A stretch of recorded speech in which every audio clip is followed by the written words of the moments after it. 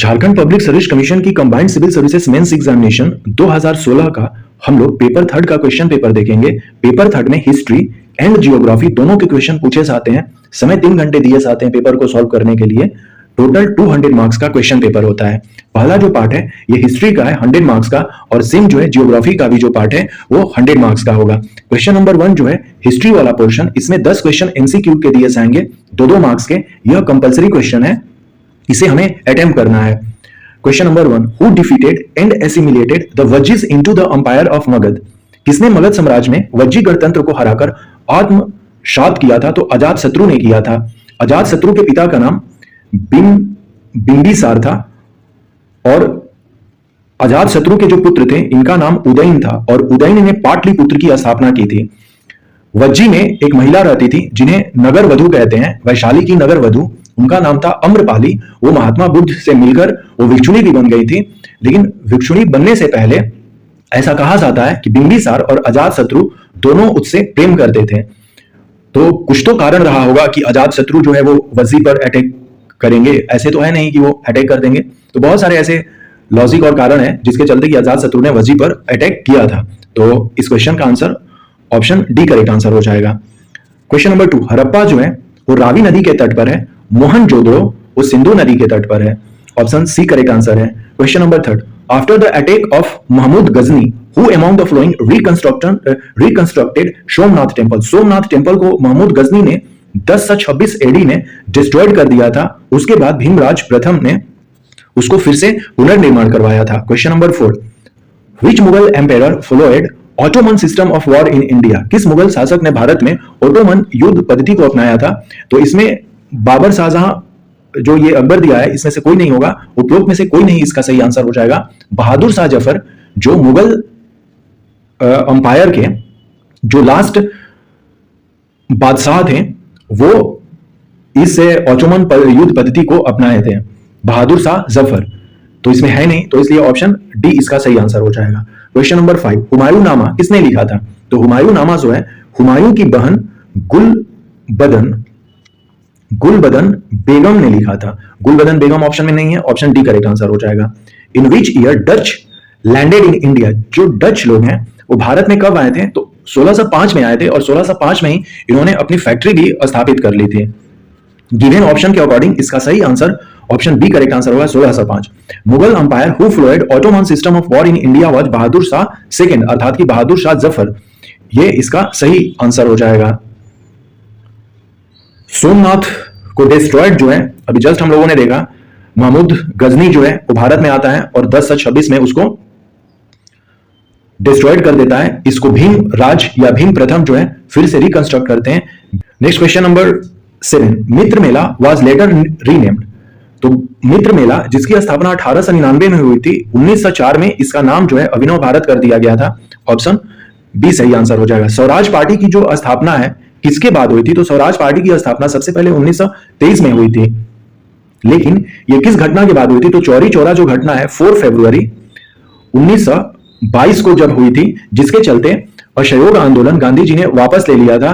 तो उस समय क्या था कि कांग्रेस में नो चेंजर और प्रो चेंजर दो कैटेगरी बन गई थी। तो प्रो चेंजर जिसको कि सीआर दास अर्थात कि चित्तरंजन दास और मोतीलाल नेहरू लीड कर रहे थे, इन दोनों ने मिलकर स्वराज पार्टी की स्थापना की थी। ऑप्शन इसका ए सही होगा। और बैकग्राउंड क्या है स्वराज पार्टी की स्थापना के लिए तो हम लोगों ने देख लिया। बंगम माझी जो है ये सत्य धर्म से रिलेटेड हो जाएंगे। गणेश सावरकर जो है 1899 में मित्र मेला स्टार्ट करते हैं। अभिनव भारत जो है विनायक दामोदर सावरकर जो है, जो इनके भाई थे, वो मैजिनी के यंग इटली से प्रभावित होकर अभिनव भारत मित्र मेला को नाम रख देते हैं। 1904 में ये नाम रखा जाता है। तो 2 डेट इससे रिलेटेड है, 1899 और 1904। ताना भगत मूवमेंट जो है 1914 से लेकर 20 के बीच में हुआ था। छोटा नागपुर प्लेटू में जात्रा भगत, तुरिया भगत इसके इंपॉर्टेंट लीडर थे। क्वेश्चन यही पूछा गया कि ताना भगत मूवमेंट जो है was started by Jatra Oraon. So correct answer इसमें हो जाएगा जतरा उराव को ही जतरा भगत भी कहते हैं, क्योंकि जो ये ताना भगत जो है वो उराव जो जनजाति हैं अपने, उन्होंने किया था। ये भी कई बार क्वेश्चन पूछा गया है कि ताना भगत जो मूवमेंट है वो किस जनजातियों ने किया था। तो मेन जो लीड ले रही थी जनजाति वो थी उराव जनजाति। तो जात्रा उराव भी थे और जात्रा हम लोग जात्रा भगत भी कहते हैं। हमने एमसीक्यू देख लिया। अब जो है यहाँ पर 4 क्वेश्चन जो हैं ये लॉन्ग क्वेश्चन दिए हुए हैं, इसमें से किसी दो को हमें अटेम्प्ट करना है और हर एक क्वेश्चन 40-40 मार्क्स के होंगे। इस तरह से ये 80 मार्क्स का हो जाएगा और 20 नंबर जो है एमसीक्यू वाला, तो हिस्ट्री वाला पोर्शन 100 मार्क्स का हो जाएगा। तो यहां पर पहला जो क्वेश्चन है, चोल शासकों की स्थानीय शासन प्रणाली की मुख्य विशेषता का वर्णन कीजिए। दूसरा जो क्वेश्चन है इसमें, critically examine the policy of token currency. Mohammed bin Tughlaq ने, एमबीटी ने सांकेतिक मुद्रा नीति को अपनाया था, उसको आलोचनात्मक हमें परीक्षण करना है, क्रिटिकली, अर्थात कि इसका पॉजिटिव एज वेल एज हमें नेगेटिव दिखाना है। क्वेश्चन नंबर 4, यहां पर भी क्रिटिकली एग्जामिन पूछा गया है कि the role of India in the liberalisation movement of Bangladesh. Bangladesh को हमने 1971 को आजाद करवाया था पाकिस्तान से, तो उसी के बारे में हमें यहां पर डिस्क्राइब करना है। क्वेश्चन नंबर नेक्स्ट जो इसका 5 है, जो चौथा क्वेश्चन है, to what extent Birsa movement was influenced by Sardar movement, discuss the effect of Birsa movement. Birsa आंदोलन किस हद तक सरदार आंदोलन से प्रभावित था, बिरसा आंदोलन के प्रभाव की विवेचना कीजिए। नाउ जो जियोग्राफी है ये भी 100 मार्क्स के होंगे। इसका भी जो पहला क्वेश्चन है वो 10 एमसीक्यू है और इसका आंसर हम लोग ओएमआर सीट कर देंगे। क्वेश्चन नंबर 1 का ए जो है इसमें, who first established that all the planets revolve around the sun. Correct answer है Nicolaus Copernicus. Humidity is the result of, हवा में नमी की उपस्थिति के चलते जो है आर्द्रता होती है। Question number C, which of the following landform is found in karst region. तो सिंक होल जो है कास्ट रीजन का एक फीचर है, लैंड फॉर्म है। Tropical rainforest in India is found in Assam and Kerala. इसका सही आंसर हो जाएगा कि उष्णकटिबंधीय वर्षा वन, गिवन ऑप्शन के अकॉर्डिंग नागालैंड इसमें नहीं होगा, यहां पर छत्तीसगढ़ नहीं होगा, यहां पर उत्तर प्रदेश और महाराष्ट्र नहीं होगा, तो सही आंसर, चूंकि केरल में वर्षावन हमें देखने को मिलते हैं वेस्टर्न घाट में, तो सही आंसर इसका हो जाएगा असम और केरल, गिवन ऑप्शन के according. Question number E, in which of the following minerals India has the largest deposit in the world, show kyanite. Option 3 जो है इसका सही आंसर हो जाएगा। Laterite production in India is the highest in, Bharat में laterite मृदा का सर्वाधिक जमाव किस राज्य में है, ये भी पूछा गया है। इंग्लिश में कुछ अलग, लेटेराइट प्रोडक्शन इन इंडिया, सही से इसको नहीं लिखा गया इंग्लिश में। आंध्र प्रदेश में गिवन ऑप्शन के अकॉर्डिंग हमें लेटेराइट मृदा जो है देखने को मिलेगी।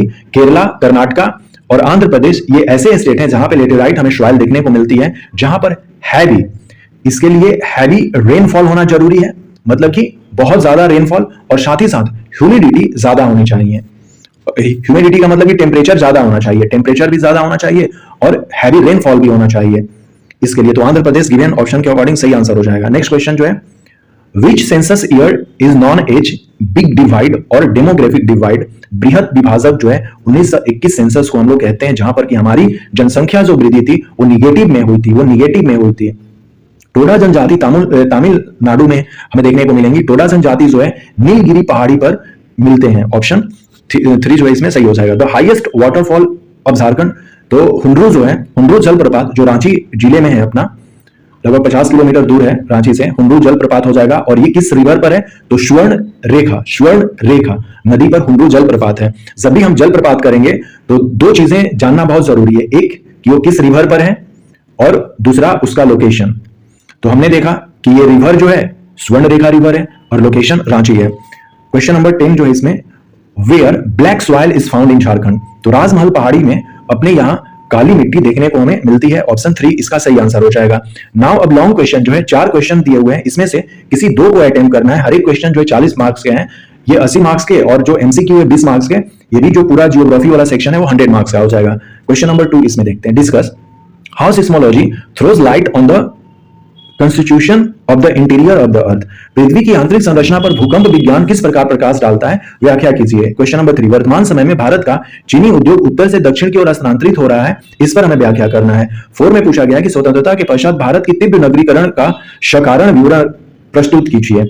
Explain the rural settlement type of Jharkhand. Jharkhand में ग्रामीण अधिवासियों के प्रकारों की व्याख्या कीजिए। तो ये अपने 4 क्वेश्चन रहे, इसमें से किसी 2 क्वेश्चन को अटेम्प्ट करना है, जियोग्राफी वाला पोर्शन जो है अपना कंप्लीट हो जाएगा। तो यह जनरल स्टडी पेपर 3 का हम लोगों ने क्वेश्चन पेपर देखा। मैंने लगभग सारे जो क्वेश्चन पेपर है मेंस के, क्योंकि अभी तक जो है मेंस हमारे पास एक जो 2016 6 जेपीएससी के लिए और एक जो 2021 मेंस 7th से लेकर 10th जेपीएससी के लिए हुआ है, उन सारे का क्वेश्चन जो है मैंने सॉल्व कर दिया है। तो आप उन सबका वीडियो देख सकते हैं, तो पता चलेगा कि किस तरह से क्वेश्चन पूछे जाते हैं मेंस में। और ये जो एमसीक्यू क्वेश्चन है ये आने वाले प्रीलिम्स एग्जामिनेशन के लिए भी उतने ही इंपॉर्टेंट है जितने की मेंस के लिए। झारखंड पब्लिक सर्विस कमीशन की combined civil services mains examination 2016 का हम लोग पेपर 4 का क्वेश्चन पेपर और उसका आंसर देखेंगे।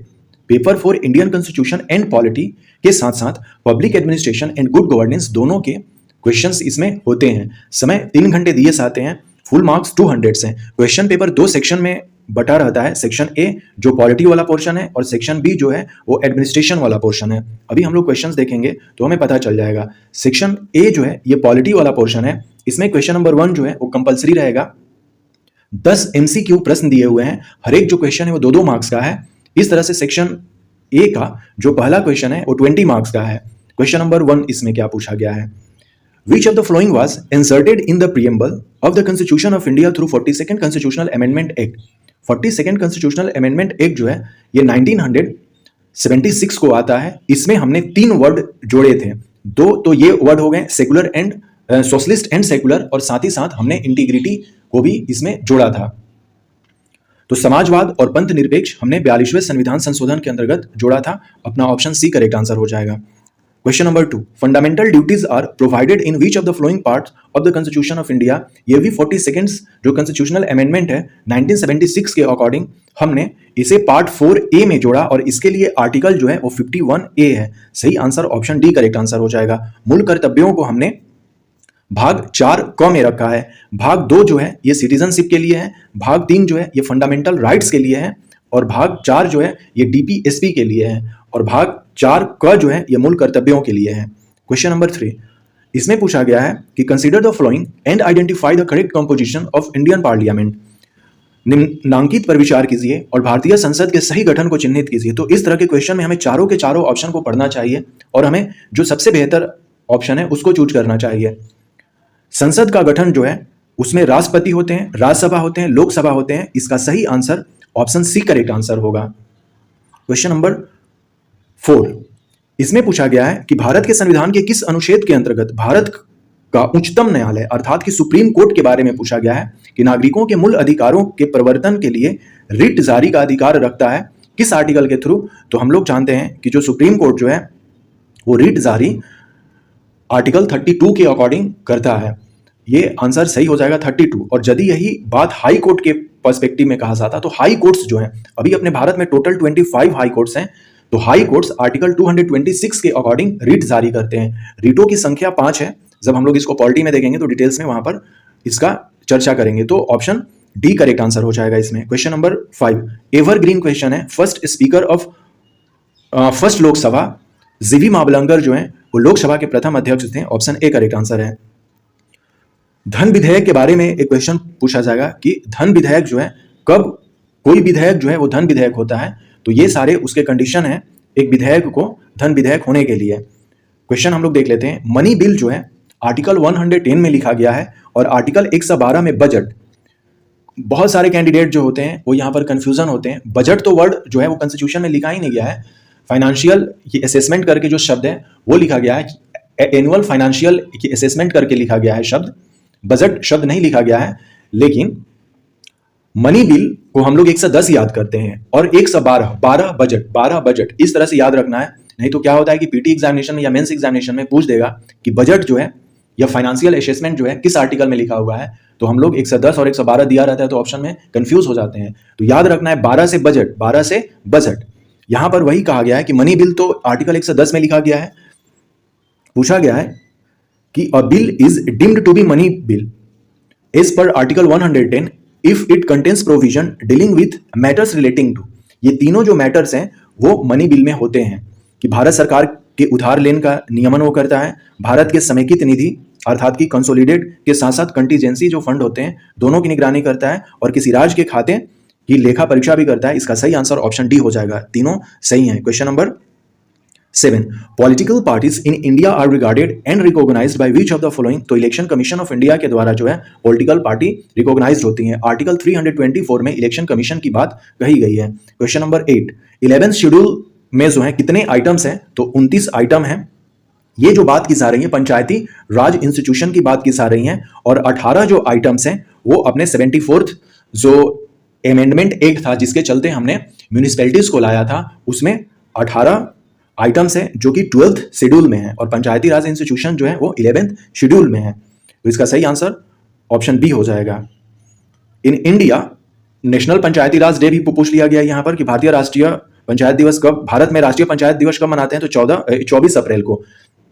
24 अप्रैल 1993 को जो 73rd अमेंडमेंट एक्ट है उसको लागू किया गया था, इसीलिए हम लोग 24 अप्रैल को नेशनल पंचायती राज डे के तौर पर सेलिब्रेट करते हैं। क्वेश्चन नंबर 10, भारतीय संविधान के निम्नलिखित में से कौन सा एक अनुच्छेद भारत में राज्य के एक राज्यपाल के रूप में एक व्यक्ति की नियुक्ति के लिए योग्यता निर्धारित करता है? तो गवर्नर का जो क्वालिफिकेशन है वो आर्टिकल 157 में बातें की गई हैं इसकी, तो ऑप्शन बी इसका सही आंसर हो जाएगा। अब हम लोग लॉन्ग क्वेश्चन देख लेते हैं। लॉन्ग क्वेश्चन में हमें यहां पर 4 क्वेश्चंस दिए हुए हैं। 4 क्वेश्चंस में से केवल और केवल 2 क्वेश्चन अटेम्प्ट करने हैं कोई भी, और हर एक क्वेश्चन जो है 40 मार्क्स के होंगे। इस तरह से ये जो पूरा पार्ट है वो लॉन्ग क्वेश्चन 80 मार्क्स का हो जाएगा। पहला ही क्वेश्चन है कि भारत में मूल अधिकारों पर अत्यधिक बल दिया जाता है जबकि मूल कर्तव्यों को कम महत्व दिया जाता है, क्या आप सहमत हैं? अपने उत्तर के समर्थन में तर्क दीजिए। Question number 3, examine the powers and functions of Indian prime minister specially in post liberalisation era. Post liberalisation era का मतलब हुआ 1991 के बाद के दौर में भारतीय प्रधानमंत्रियों की शक्तियों तथा कार्यों का परीक्षण कीजिए, यही क्वेश्चन पूछा गया है। क्वेश्चन नंबर 4 में 73rd 74th constitutional amendment have infused life in the working of rural and urban local government institutions, discuss critically. 73वें और 74वें संविधान संशोधन ने ग्रामीण और नगरीय स्थानीय संस्थाओं के कार्यकरण में जीवन को अनुप्रेरित कर दिया है। आलोचनात्मक इसका हमें विवरण करना है। 73rd और 74 दोनों कॉन्स्टिट्यूशनल अमेंडमेंट के बारे में हमें अलग अलग अपनी राय रखनी है कि किस तरह से उसने 73rd जो है वो ग्रामीण जीवन को और 74 जो है वो नगरीय जीवन को किस तरह से उत्प्रेरित किया है, यही चीज हमें लिखना है। क्वेश्चन नंबर 5 जो है 2 शॉर्ट नोट्स हैं, दोनों के बारे में हमें लिखना होगा। यदि क्वेश्चन नंबर 5 को यदि अटेम्प्ट करेंगे तो जनहित मुकदमेबाजी की अवधारणा और संविधान में क्षमता के अधिकार की गारंटी, ये आर्टिकल 157 में गवर्नर के अपॉइंटमेंट की जो एलिजिबिलिटी होती है उसके बारे में कहा गया है।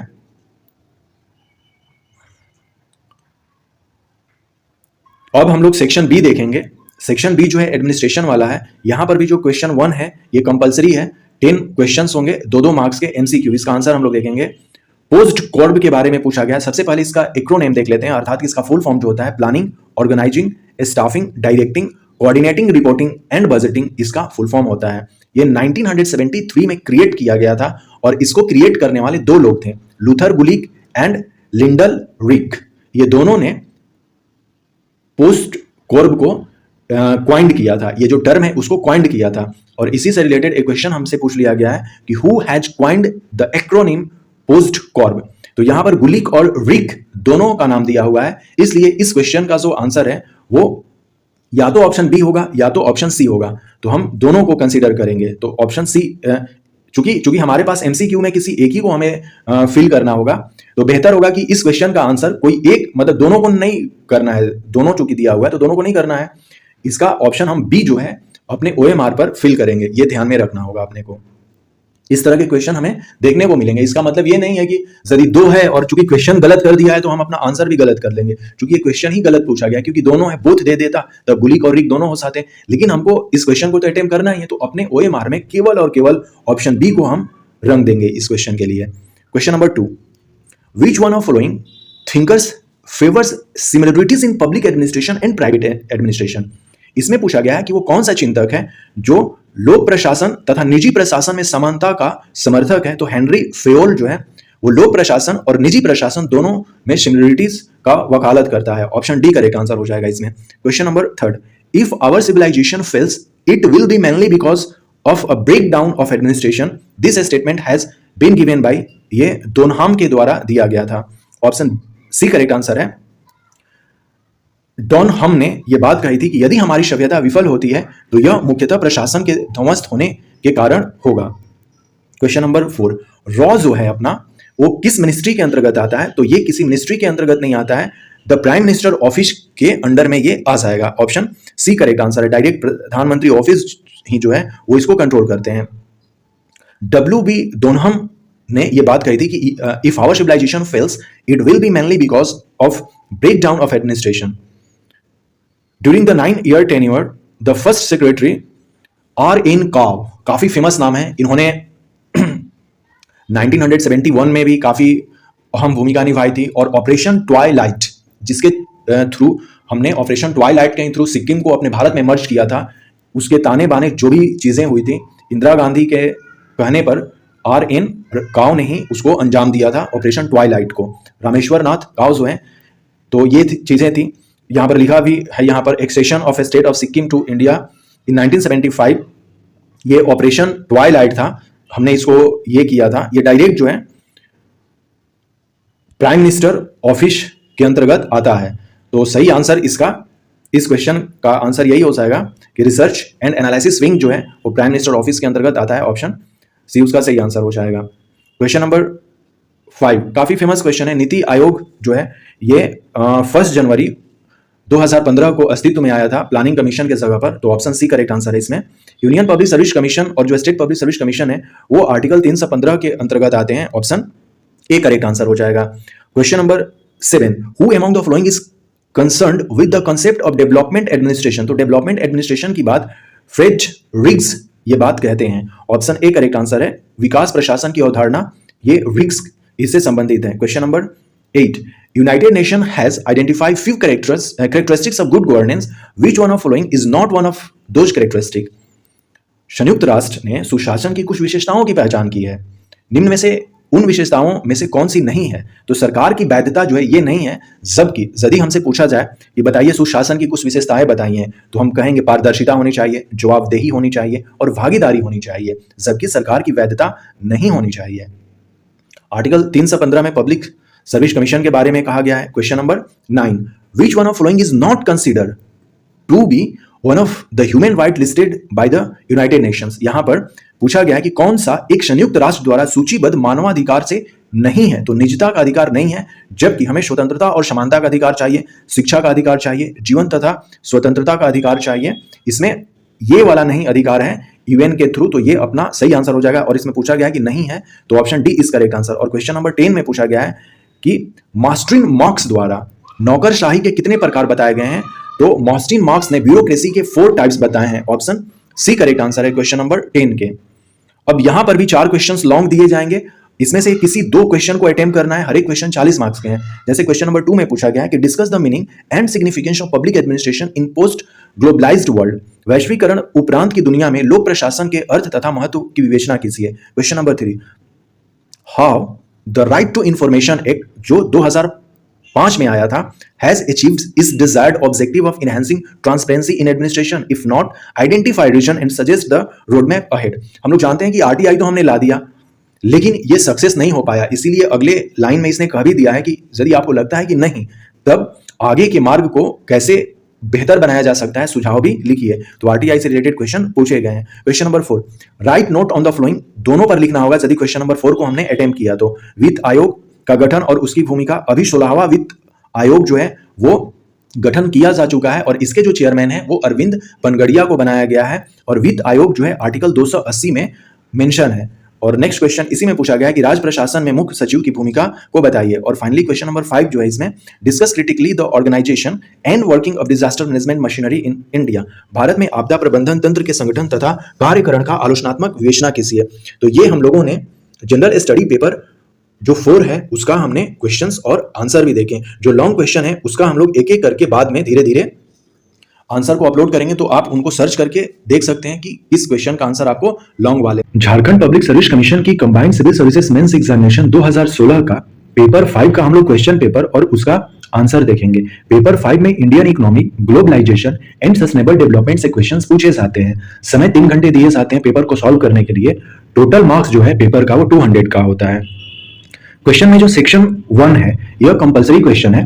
क्वेश्चन नंबर 1 इसमें टोटल 20 क्वेश्चंस हैं, एमसीक्यू क्वेश्चंस हैं और हर एक क्वेश्चन का आंसर देना है और हर एक क्वेश्चन 2 मार्क्स का है। इस तरह से सेक्शन 1 जो है ये 40 मार्क्स का है। हम लोग क्वेश्चन नंबर 1 देखते हैं।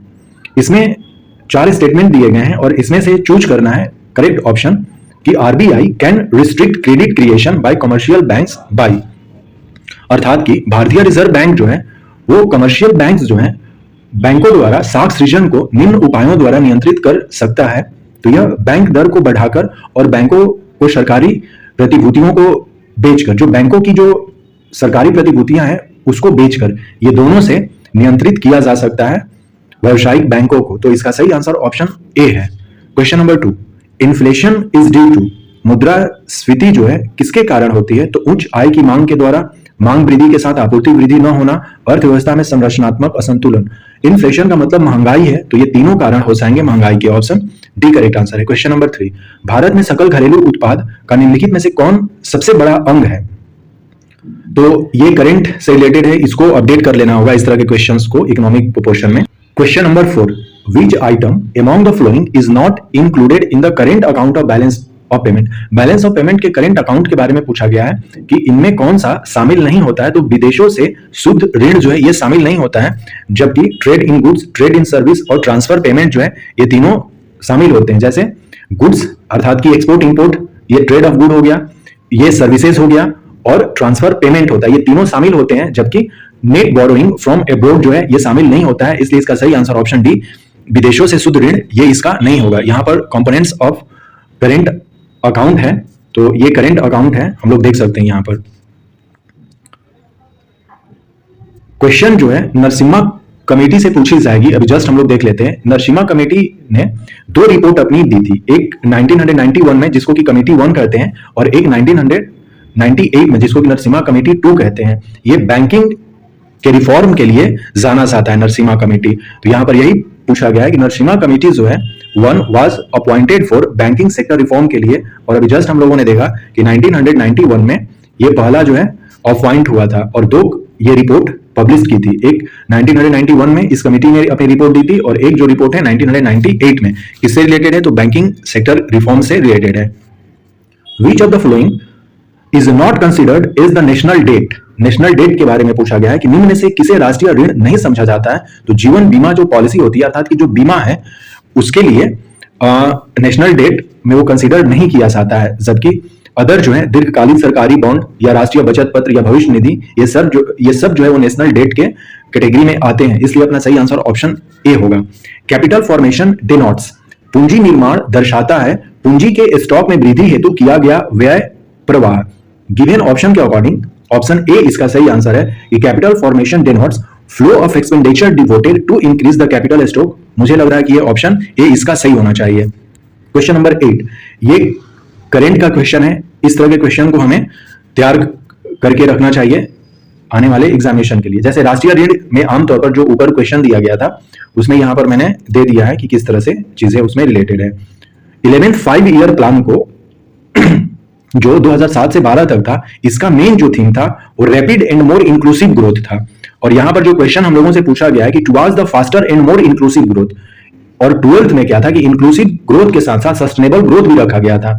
तो सस्टेनेबल इसमें वर्ड नहीं है, इसलिए यहां पर यह 12th 5 ईयर प्लान से रिलेटेड क्वेश्चंस नहीं है। इसका सही answer option C 11th 5 year plan से हो जाएगा कि towards faster and more inclusive growth was the goal of 11th 5 year plan. तो गिवन ऑप्शन के according option C correct answer हो जाएगा। What was the rank of SDI? तो इस तरह से हमें जो करेंट का है एसडीआई अपना उसको कर लेना चाहिए। Sustainable economic development depends on, तो बचत एवं निवेश दोनों पर डिपेंड होता है। सस्टेनेबल सतत आर्थिक विकास निर्भर किस पे करेगा? निवेश न कि बचत, बचत न कि निवेश, ऐसा नहीं, हमें दोनों चीज करना चाहिए, तभी हमारा सस्टेनेबल जो इकोनॉमिक है वो होगा। तो ऑप्शन सी करेक्ट आंसर हो जाएगा। एफडीआई जो है अभी तक 100% इंश्योरेंस में नहीं हुई है, यही क्वेश्चन पूछा गया, जबकि डिफेंस में, बैंकिंग में तो बहुत पहले हो गया था, ड्रग्स और फार्मास्यूटिकल्स में भी हो गए थे। जैसे 26 फरवरी 2022 तक हमने 20% तक ही इंश्योरेंस में अर्थात कि बीमा में एफडीआई को आने का अभी हम लोगों ने खोला है, जबकि 2020 में ही हमने 74 से 100% एफडीआई जो है हम डिफेंस सेक्टर में कर चुके हैं। तो यहां पर सही आंसर ऑलरेडी हम लोगों ने इसको देख लिया कि इसका सही आंसर क्या होगा। ऑप्शन डी करेक्ट आंसर होगा कि एफडीआई जो है अभी नॉट अलाउड है बीमा में, 100% नहीं है, जबकि अदर जो है डिफेंस हो गया, बैंकिंग हो गया, ड्रग्स और फार्मास्यूटिकल्स हो गए, इन सब में हमने 100% एफडीआई को खुला छूट दे दिया है।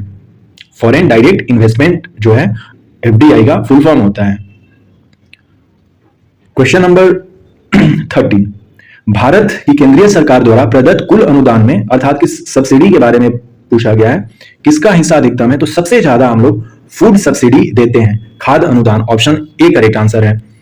In the last decade which sector has attracted the highest FDI in India? यदि सेक्टर की बात करें तो सर्विस सेक्टर जो है वो सबसे ज्यादा एफडीआई अट्रैक्ट करता है, और इंश्योरेंस जो है वो सर्विस सेक्टर के ही अकॉर्डिंग आता है। फूड प्रोसेसिंग सर्विस में नहीं आता है, फर्टिलाइजर भी नहीं आता, टेलीकम्युनिकेशन आता है, लेकिन टेलीकम्युनिकेशन से बेहतर मुझे लग रहा है इसका सही आंसर इंश्योरेंस इसका हो जाएगा। हमें इस तरह के क्वेश्चन को अपडेट करने के लिए budget economic survey India as well as Jharkhand का जो है वो हमें तैयार करना चाहिए इकोनॉमिक पॉइंट ऑफ व्यू से।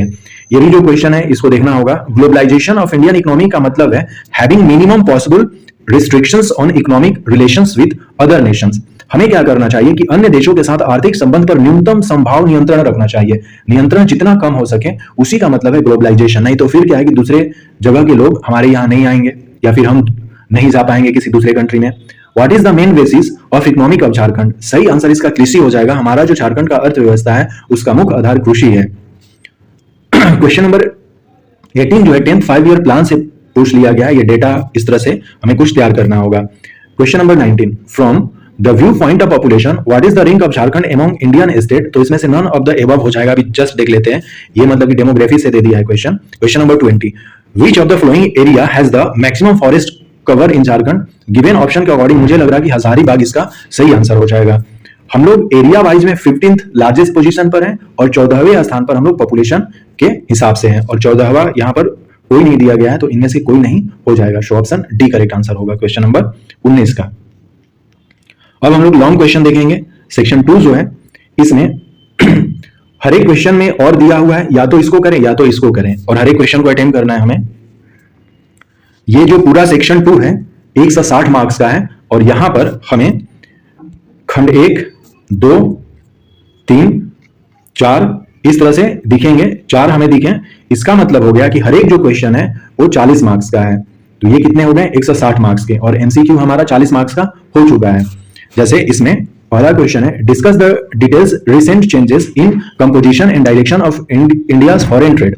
हाल ही में भारतीय विदेशी व्यापार की संरचना एवं दिशा में हुए परिवर्तन की विस्तृत चर्चा करें, अथवा details the impact of WTO on Indian agriculture. भारतीय कृषि पर विश्व व्यापार संगठन के प्रभाव की विस्तृत विवेचना करें। उसी तरह से सेक्शन 3 जो है इसमें भी 2 क्वेश्चन दिए हैं, या तो इसको अटेम्प्ट करना है या तो इसको। पहला क्वेश्चन है वर्तमान राष्ट्रीय खाद्य सुरक्षा अधिनियम के विभिन्न प्रावधानों का वर्णन कीजिए। दर्शाएं कि यह अधिनियम निम्न आय वर्ग की खाद्य असुरक्षा को कम करने में सहायक होगा। और नेक्स्ट इसमें है समावेशी को कैसे मापा जाता है, अर्थात कि इंक्लूजन को।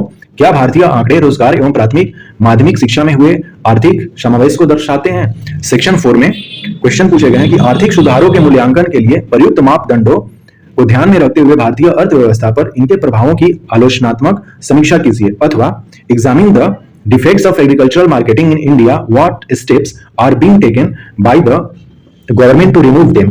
भारत में कृषि बाजार के दोषों की समीक्षा कीजिए, इसके निदान के लिए सरकार द्वारा कौन कौन से कदम उठाए जा रहे हैं। नेक्स्ट क्वेश्चन नंबर ये सेक्शन 5 जो है इसमें पूछा गया है कि discuss the present industrial policies of Jharkhand government, examine the steps undertaken by the government to promote industrial development. Jharkhand सरकार की वर्तमान औद्योगिक नीति की विवेचना कीजिए, औद्योगिक विकास को बढ़ावा देने के लिए सरकार द्वारा उठाए गए कदमों की समीक्षा करें, अथवा झारखंड में कृषि क्षेत्र के खराब कार्य प्रदर्शन के कारणों की समीक्षा कीजिए और कृषि उत्पादन एवं उत्पादकता की उच्च वृद्धि दर प्राप्त करने के लिए सुझाव भी हमें यहाँ पर देना है। तो इस तरह से हम लोगों ने जनरल स्टडी पेपर 5 जो है उसका क्वेश्चन पेपर देखा। झारखंड पब्लिक सर्विस कमीशन की 6th मेंस एग्जामिनेशन का पेपर 6 हम लोग इस वीडियो में उसका क्वेश्चन पेपर और हम लोग उसका डिटेल्स में सॉल्यूशन देखेंगे।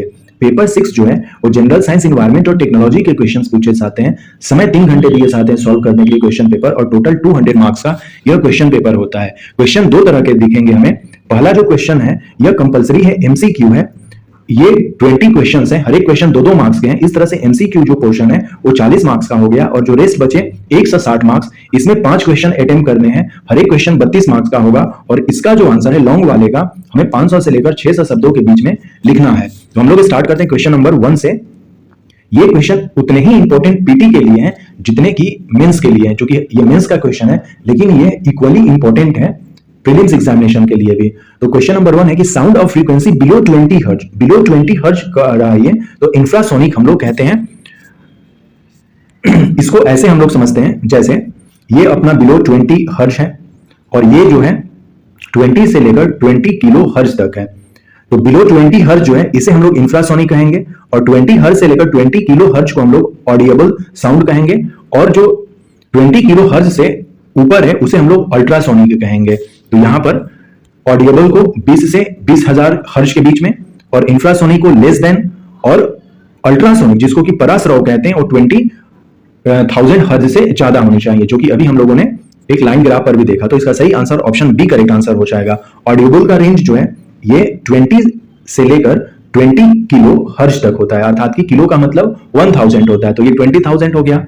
और जो अल्ट्रासोनिक है, अल्ट्रासोनिक जो साउंड है ये ग्रेटर देन 20 किलो हर्ट्ज होगा, और हर्ट्ज जो है ये फ्रीक्वेंसी की यूनिट है।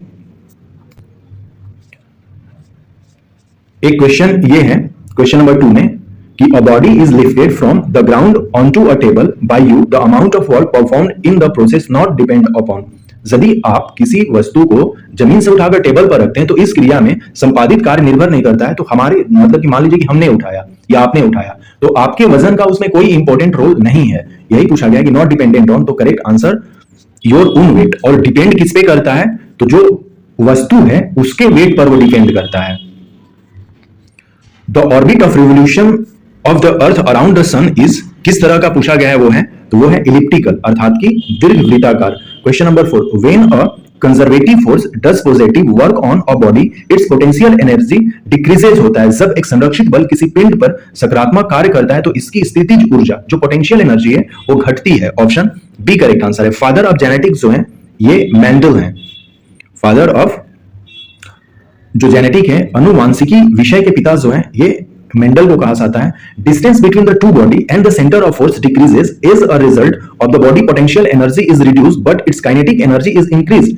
पोटेंशियल एनर्जी जो है वो डिक्रीज करता है, सबकी काइनेटिक एनर्जी जो है वो इंक्रीज करता है। और हमसे यहां पर क्वेश्चन में पूछा गया है पोटेंशियल एनर्जी, तो ये डिक्रीज करेगा। यदि यहां पर काइनेटिक एनर्जी होता तब वो इंक्रीज करता। सही आंसर क्वेश्चन नंबर 4 का ऑप्शन बी हो जाएगा। रिवोल्यूशन हम लोगों ने देख लिया कि इलेक्ट्रिकल पाथ में जो है वो अर्थ जो है वो अराउंड करता है सन को। ग्रेगर जॉन मेंडल जो है ये फादर ऑफ जेनेटिक कहे जाते हैं, इनके बारे में ये डिटेल्स इंफॉर्मेशन है।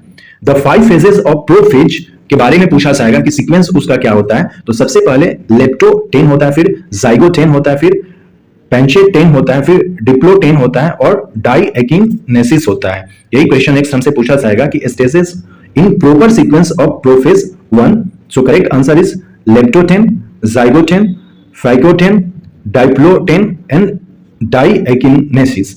सो ऑप्शन बी करेक्ट आंसर हो जाएगा। ये हमारा सीक्वेंस है इस तरह से। पूर्वावस्था के अवस्थाओं को क्रमबद्ध सजा कर लीजिए तो लेप्टोटीन, जाइगोटीन, पैकिटीन, डिप्लोटीन और डाइकाइनेसिस, ये इसका सही आंसर है। हेमोफिलिया जो है या हीमोफिलिया ये सेक्स लिंक्ड डिजीज है, अर्थात कि लिंग से संबंधी बीमारी है। पावर हाउस ऑफ सेल जो है ये माइटोकॉन्ड्रिया को हम लोग कहते हैं। मेजर जो न्यूट्रिएंट है प्लांट्स के वो एनपीके है, नाइट्रोजन फॉस्फेट और पोटासियम जो है। नाइट्रोजन फॉस्फेट एंड पोटासियम जो है this are a major nutrient for plants. So option B is correct answer. Haemophilia जो है ये हम लोगों ने देखा कि ये सेक्स लिंक्ड डिजीज है।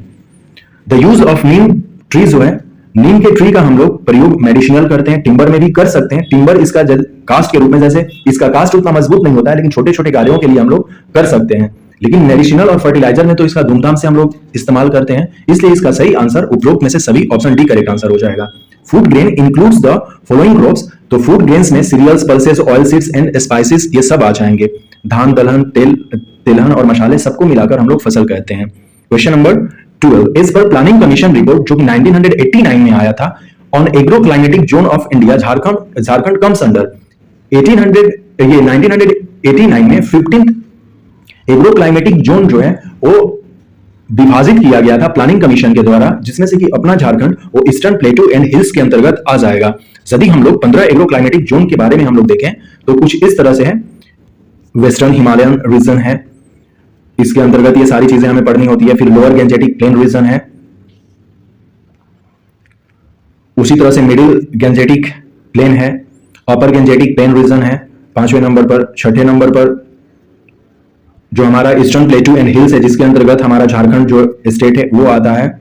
ये सब यहाँ पर दिख रहे हैं। सेंट्रल प्लेटू एंड हिल्स इस तरह से है, हम लोग इसको मैप पर डायरेक्ट देख लेते हैं, इसको यहाँ पर हम लोग इतना डिस्कस नहीं कर पाएंगे। ये 15 के 15 जो है नेमिंग है, जिसको कि हम लोग देख सकते हैं। इस तरह से हमने इंडिया को अपने कैटेगराइज किया है एग्रोक्लाइमेटिक जोन में। एग्रोक्लाइमेटिक जोन जो है हम लोग इसको सेपरेट एक वीडियो में देखेंगे। Which four component constitute an ecosystem? एक इकोसिस्टम में एक तो अबायोटिक होना चाहिए, प्रोड्यूसर और कंज्यूमर जो है ये बायोटिक हो गए, और फाइनली डिकम्पोजर होना चाहिए। तो ऑप्शन सी इसका सही आंसर होगा। वो चार कंपोनेंट जो कि इकोसिस्टम को बनाते हैं उसमें अजैविक पदार्थ, उत्पादन, उपभोक्ता और विजोयक, डिकम्पोजर होने चाहिए। अदर जो ऑप्शन है वो बिल्कुल सही मैच नहीं कर रहे हैं। Option C is correct answer. Question number 14, rain harvesting से हमें क्या फायदा है? तो यह ग्राउंड वाटर को रिचार्ज करता है, पानी को बहने से रोकता है और बाढ़ से बचाता है। इस तरह के ऑप्शन जो होते हैं, ऑप्शन डी ही होगा इसका सही आंसर उपरोक्त सभी। सरदार सरोवर प्रोजेक्ट है, नर्मदा नदी पर है, ऑप्शन सी करेक्ट आंसर है। रेड डेटा जो बुक है IUCN पब्लिश करता है, इसमें इंडेंजर्ड प्लांट्स एंड एनिमल्स दोनों को रखा जाता है, ऑप्शन डी करेक्ट आंसर है। HIV and AIDS prevention and control act जो है ये 2017 में आया था, इंप्लीमेंट हुआ था। GIS में हम लोग स्पेशल डेटा को मेंशन करते हैं या डील करते हैं। कन्वेंशनल सोर्स ऑफ एनर्जी जो है कोल जो है कन्वेंशनल हो जाएगा, और नॉन कन्वेंशनल में सोलर, विंड, ये सब जो है ये नॉन कन्वेंशनल में आता है। पारंपरिक ऊर्जा का जो स्रोत है कोल को हम लोग एक परंपरा की तरह इस्तेमाल करते हैं। कोल हो गया, पेट्रोलियम हो गया, तो इसका सही आंसर ऑप्शन सी हो जाएगा।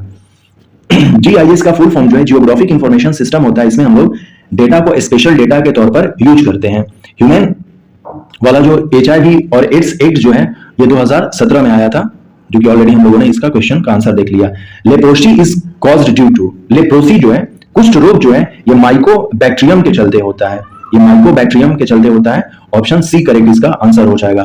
अब देखिए यहाँ पर जो क्वेश्चन नंबर 2 से लेकर 6 तक जो है सबको अटेम्प्ट करना है, लेकिन हर एक क्वेश्चन में और है, और एक क्वेश्चन के लिए 32 मार्क्स हमें अलॉट किया जाएगा। इसका आंसर 500 से लेकर 600 शब्दों के बीच में हमें लिखना है। जैसे क्वेश्चन नंबर 1 जो है, ये 2 जो है इसका, इसमें पूछा गया है कि what are infrasonic sound and ultrasonic sound. Same question post दिया जो पहला ही क्वेश्चन था, इसको अब हमें क्या करना है, डिटेल्स में बताना है। Name the sources of infrasonic sound in nature, describe the characteristics and applications of ultrasonic sound, अथवा state Kepler's law of planetary motion, distinguish between lunar eclipse and solar eclipse. Question number 3, What do you understand by sex-linked inheritance? Illustrate with suitable examples. लिंग सहलग्न वंशागति से आप क्या समझते हैं, इसे उदाहरण देकर समझाइए। अथवा name 4 important hormones of pituitary glands, discuss their functions. Pituitary glands को हम लोग मास्टर ग्लैंड्स भी कहते हैं। इससे 4 इंपॉर्टेंट जो हॉर्मोन्स निकलती हैं उनके बारे में हमें बताना है, उनका फंक्शन बताना है। Question number 4, what do you mean by agroforestry? Describe the importance of agroforestry and there management, और explain in brief the salient feature of प्रधानमंत्री फसल बीमा योजना। या तो इस क्वेश्चन का आंसर दें या तो इस क्वेश्चन का आंसर दें हम। Question number 5, what is solid waste management? Write causes, effect and control methods of urban and industrial waste, अथवा explain the evidence and causes of climate changes. और क्वेश्चन नंबर 6 में पूछा गया है what is global energy crisis, give a detailed account of alternative source of energy, और define cancer, give an account of various kinds of cancers, mentions a list of carcinogens. Carcinogens की सूची भी हमें देनी है। तो ये अपने लॉन्ग वाले क्वेश्चन हुए, इनका हम लोग अलग से सेपरेट वीडियो में एक एक क्वेश्चन को डिटेल्स में डिस्क्राइब करेंगे जो लॉन्ग क्वेश्चन है। तो इस तरह से क्वेश्चंस मेंस में पूछे जाते हैं, तो इसी हिसाब से हमें अपने तैयारी को करना चाहिए।